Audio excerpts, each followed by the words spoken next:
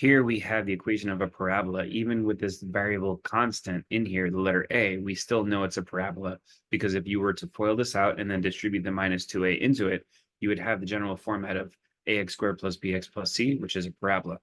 And we're being asked for the maximum, so we kind of know that this is a downward opening parabola, because that's the only kind of parabola that would have a maximum value. So the vertex, which is what we need, the x value of the vertex, would be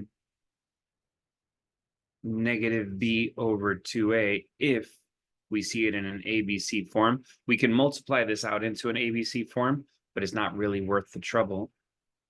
And the x value of the vertex is the average of the zeros if it's in a factored form, which it is.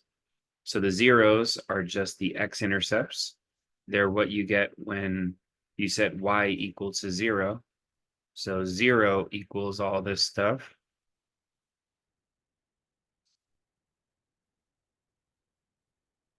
So you set each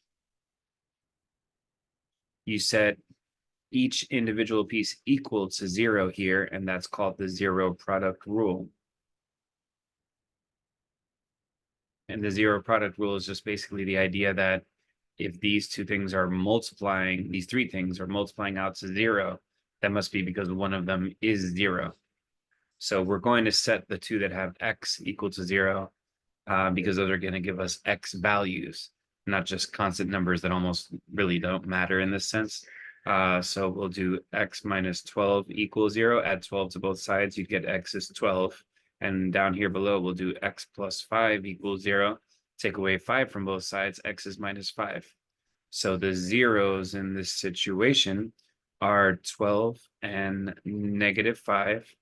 The average of the zeros is 12 minus 5 over 2, which is 7 over 2, which is 3.5. And that's the x value of the vertex, is the average of the zeros, and it's 3.5.